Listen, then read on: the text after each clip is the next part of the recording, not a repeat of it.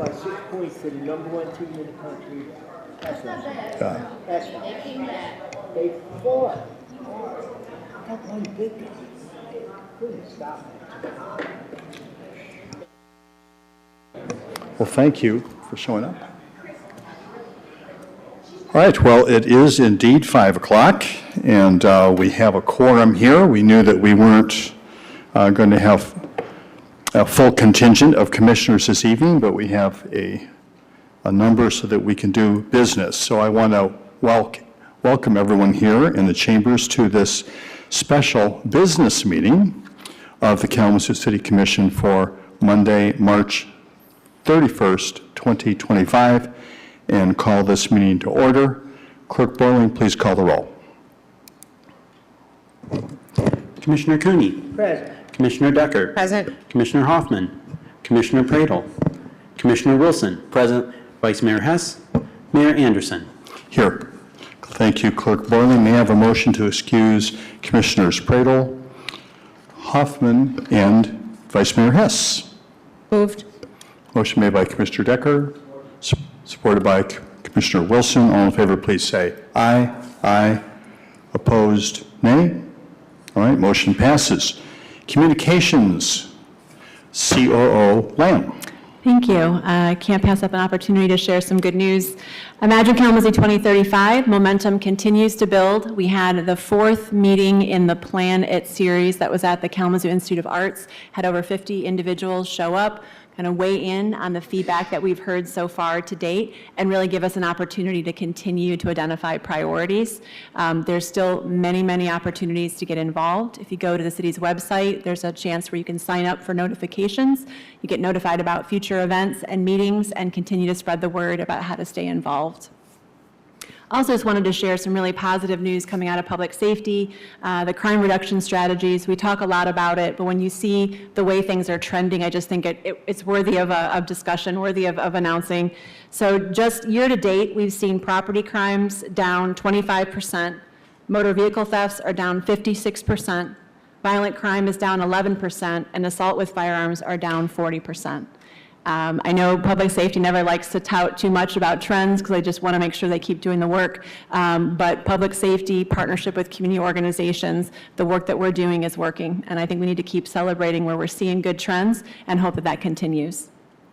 Lastly, just wanted to acknowledge that upcoming meetings, April 7th, the next Committee of the Whole meeting will be on the county and city sustainability. There'll be a presentation for us all to hear.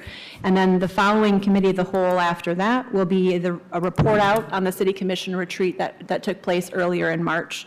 Both of those meetings will be at 5 p.m. And then our next regular business meeting will be on the 7th at 7 p.m. Thank you. Thank you so much, COO Lamb. Now is an opportunity for public comments. As with all public meetings, we have set aside a portion of time for public comments. This is not a time for dialogue or answering direct questions, but it's time for any individual to express their concerns about any particular topic.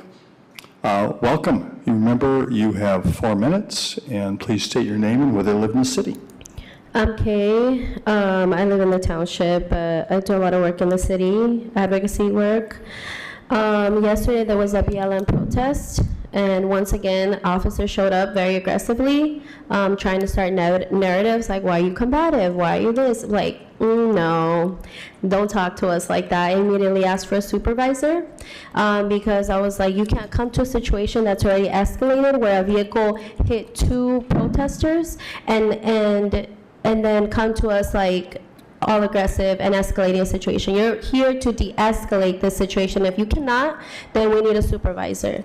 So he did. He called his supervisor, and John Resegi showed up. And John Resegi is the officer who harmed one of the protesters at the Tent City Ampersea eviction. Moni was already handcuffed, and he proceeded to pull her arm up, all the way up, causing injury. And so she did confront him about that because it is not safe, right? Like, thankfully, like we have strategy on how to deal with police, but like it is very unsettling to ask for de-escalation and then somebody who escalated a situation shows up. So he was confronted about that. It was made known to him that he was the one that caused that injury. He tried to defend use of force, and it's like, why would you use use of force on somebody who's already handcuffed, right? That's the question. We continue to see policing as an option for like crime reduction and all of these things that she said were down. Like those things would not exist if there was resources for people, if there was housing first initiatives, maybe through the FFE, if the city would stop making excuses for why we can't solve the national problem and we could just focus on what is happening in Kalamazoo, right? The FFE has enough money for us to start a housing first pilot program, but the city really doesn't want to address systemic issues, right? The whole point is gentrification. The whole point is pricing out people, is giving preference to the rich at the cost of the community, of the Black community, of the brown community, that is mostly renters. Because as the Time article had said, the people that benefit the most are the 4 white neighborhoods that are the most affluent. Yesterday, people were camped out at the Arcadia Dome. There was a 2-year-old, a 4-year-old, and an 11-year-old in the middle of a storm outside. So that is the condition that the city is in, and like I come every day about the ALEC statistics because I want people to know that there is a solution, right? There is a question here, there's statistics here that prove that the city is not doing enough for its residents, and there's yet to be radical answers for this. So we need something done, right? Besides destroying green spaces like 209 East Stockbridge, that is going to devastate that community further and push them out. So that's not good. And we're not against y'all. I know we come here and we speak very sternly to y'all because we want to hold y'all accountable to do more, right, for the city, especially you, Mayor. You're really invested in housing, and we should not be seeing these problems. We should be seeing you connect those dots. If we're out here and we can connect the dots and we could come here and speak to y'all and maybe try to bring solutions, and I know that you are not doing enough, and you need to. I just came here to say this, and I'm going to say this constantly because it's really terrible to hear that people are outside in the elements in the storm. Three people died yesterday. There was like a gas station that got turned over. People should not be outside for no reason. There should be more resources and a focus on mental health. Thank you very much. Next, please.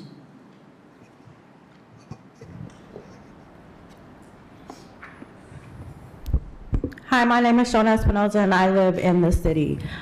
These kids are on spring break, and they're outside majority of the day, about 9 o'clock until like 5 or 6 o'clock. And that's not safe for them, not at all. There should be housing. There's money to make sure there's housing. There should be a shelter that the city approves and should have been up by now. But do you get that there's people not allowed to go to a mission, or they're kicked out? There's this lady that is a double amputee out on the street. She can't go to the mission because she vaped in the bathroom. She vaped. She didn't smoke, she didn't drink, she didn't fight. She is a double amputee. She has no legs, so how is she supposed to protect herself? But she's not allowed to go on the mission. Luckily, we have people like Charles that advocates for them and make sure that they're able to be safe, or he's finding them places to be safe. There's so many people that aren't allowed to go on the mission for simple and small things. Imagine some of them have kids. So if you're kicking out the adult, you're kicking out the children as well. So how is that their fault that they can't be inside? They have to be out on the street because the people down at the mission chose to kick their parent out. There should be people down there like you all seeing what's going on, because I'm pretty sure if you're down there, one of y'all on a daily basis, when people are coming in and are down there, I'm pretty sure that's not how they're gonna act, because they want y'all to see a different type of narrative. They don't want y'all to see the real narrative that's really going on. This is a daily thing. There are people down there that are on drugs. Why? Because that's their coping mechanism. That's how they're coping. They don't know no better. I mean, because they're on drugs or they be drinking, they can't go into the mission. That's not fair, because mental health plays an important, big role into that. So because they're drinking or they're on drugs, they're coping with the things that's going on in their lives. They don't have a way or other resources to show them the healthy way to cope. So because they're on drugs and they're coping and they're drinking, they're not allowed to be inside at the mission and be safe. That's unfair, because then that's also putting children out on the streets. It's not safe on these streets at all. Those 3 people that died during the storm, those were 3 children. I believe the ages was like 2, 4, and 11. Can y'all imagine if that was one of your children out on the streets because they have nowhere to go, or your grandchildren? That's not okay, because if it was, y'all would be finding solutions. This city has money and many solutions, but there's not people out here making sure those connections are being made or making sure that the barriers are taken down. Because that's the biggest problem in Kalamazoo, is there's too many barriers in places for our black and brown. So if you're making sure those barriers stay up and not took down, that's affecting our children.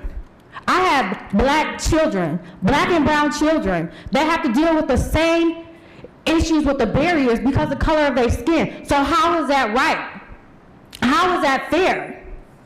Fix these problems, because if you fix the housing problems, some of these other issues will go away. We are asking y'all to stand with us and fight with us, because that's what we want. We want to help y'all because we're out here. It's not fair for anybody to be out in the streets, but especially our children.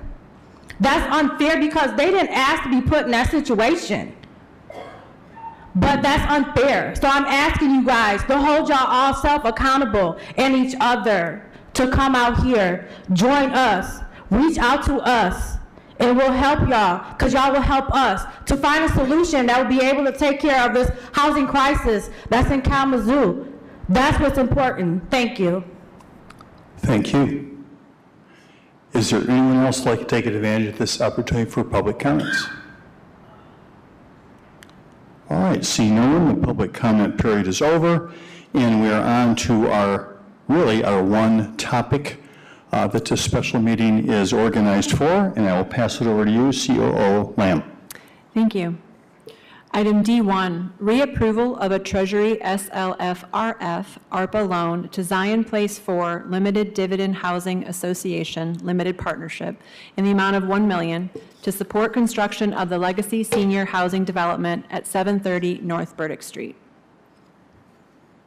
Thank you so much. Is there a staff report on this item? Yes, we've got Sherilyn Parsons here, our Community Development Manager. She's just going to have very brief comments about the agenda item before you and why the special meeting, and just some great project details. Welcome, Sherilyn Parsons. Mayor, Commissioners, for joining on this special meeting. So the reason for this meeting is because there is a closing scheduled for this development for April 7th. So we were not able to wait to April 7th to have this, because that would delay the closing for this development. So for those of you who were able to attend, there was a groundbreaking last week. It was pretty awesome to see. The Mount Zion Praise and Worship team was out there, as well as many of you and community members. So this is an amendment to an agreement that has already been approved. And the reason for the approvals today is because written into the agreement, there was a schedule of tasks and when they were to be completed, which coincided with the mortgage loan, and it had a payment date according to that schedule of tasks. So let me just read you what the tasks were and what they've changed to. So originally, the agreement showed that there would be a closing of their primary mortgage December 2023. But as with low-income housing tax credit projects, they are very complicated. Delays happen with that closing, and once again, it's scheduled for April 7th. The beginning of the project was supposed to start in January, post the closing in December of 2023. It was about a 21-month construction period with lease-up happening in December of 2025. But here we are in March, and once again, the new schedule is going to be April 2025 closing. Project is going to begin, construction is going to begin in April as well. The construction schedule will remain about the same, which will put us into December 2026, with complete lease-up by March 2027. This will then allow the developer to make the first payment on this loan beginning May 31st, 2027, which, as a reminder, is a $50,000 annual loan paid over a 20-year term with a 0 interest rate. Those are the changes and the request for change of that amendment. Thank you, Ms. Parsons. Questions, commissioners? No questions? All right, thank you so much. Appreciate that. Now is the opportunity for anyone who's here in the chambers who would like to comment on this item. It's relative to this particular action to modify some loan agreements. Last action that needs to occur so this closing can happen on this particular awesome project that is being constructed here in our city on the near north side. And I don't know if there's anyone who wants to comment on this item. Yes, please come up. Yeah, this project is commendable. We need more projects like this. We really do. I think that there's enough community championing for projects like this that this could be done and it, like through the FFE, like I said. But yeah, let's do this so that the community can benefit and also y'all can, the city can look good. Okay, like let's really put our heart into looking at these projects and saying, yeah, this is, if this is possible now, then what can be possible next, right? And really put our hearts into deciding that we're not going to care, like the city looks good, that's good, but it's more important to look at how the community is benefiting from projects like this. Thank you. Thank you. Next, please. Good evening. My name is Maddie Jordan Woods, and obviously I have been watching this project for the entire time and just ecstatic, and hope you guys will continue to support them. Thank you. Thank you. Pastor Moore. Good evening, Pastor Moore, Mount Zion. Just rose to thank you for your partnership, your interest, your caring about this side of the community, and the housing that will be there, and the community development that will actually transform that community and be a great blessing to those residents that actually can age in the community. So Just Rosa said, we thank you and we appreciate the partnership. Looking forward to a tremendous change in our community and tremendous change of attitude, change of ambiance, and just an uplift to our entire community. So thank you. Thank you. Is there anyone else who would like to comment on this item? Seeing no one, the recommended action, Commissioners, is a motion to approve the loan agreements and authorize the city manager to sign all related documents and approve the administrative changes that do not alter the terms of the loan or unit production. Is there a motion? So moved. Motion made by Commissioner Hoffman, supported by Commissioner Wilson. Discussion, Commissioners. Commissioner Decker. Thank you, Mayor. I just want to say I think we're all on board with this project as it puts more housing in the city of Kalamazoo and especially for our seniors. Thank you so much. One thing I'd just like to take a moment to recognize is that there are 19 different sources of funding that are coming in to make this project happen. A $27 million project, extremely complicated, number one, and highly competitive, number two. This project would not be occurring without a large investment of low-income housing tax credits. Highly competitive, get those tax credits. So I want to give just tons of credit to all the partners who have been, it's taken years to get to this point. And I'm talking about, really something that's unique in Kalamazoo is that we now have faith-based community partnering in this kind of a development. Has not occurred in Kalamazoo before. Thank you, representatives. Pastor Moore, I see you. Well, I can't see you. You're actually behind the dais from me, but thank you, sir. And the whole team that's worked on here, the development side. If we could do these every week, we would do these every week, but there are limited opportunities to apply for tax credits. And just because you apply for tax credits doesn't mean you're going to get them. As a matter of fact, it's generally about 1 in 4 in the state that apply that actually get tax credits. And they will not award tax credits when you are going in unless you can demonstrate all the gap filling, all the other funding you have received to make it happen. They're not going to give you a tax credit award and say, okay, now go figure it out. You've still got to raise another $5 million. Tell us how you're going to do it. You have to have all that lined up when you come in with your application. So that has taken, unbelievable amount of belief, hope, patience, persistence, and just doggone hard work. So that's how we get here. And the city is a facilitator. Certainly the city must agree to not charge ad valorem taxes on these projects. So that's one of the ways that the city can participate, but it's really driven by the development community when these projects get done. So, all gratitude out there to that team. Interestingly enough, with very little fanfare, another low-income housing tax credit project opened up very recently, also for seniors, just over here on South Rose. I believe now is fully leased up. Haven't really talked about that, but the need is there. Those units are getting filled, and now here we got another one that we're getting an opportunity to make sure this thing gets across the finish line. Thank you, one and all. And Clerk Boring, now it's your turn. Commissioner Decker.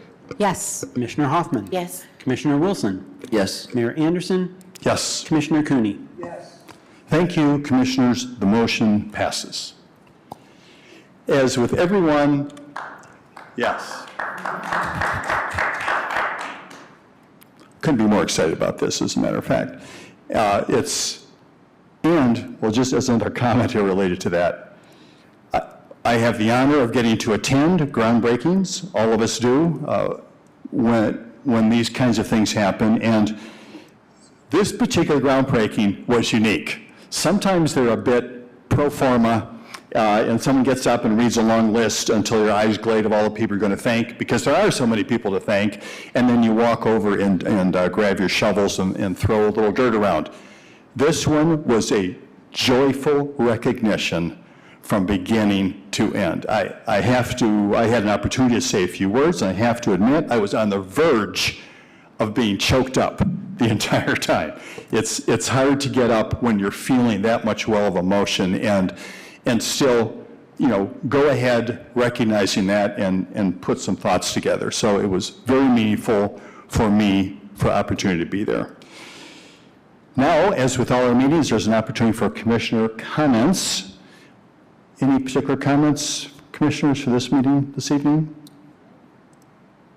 All right, seeing none, I love you, Kalamazoo. We are adjourned.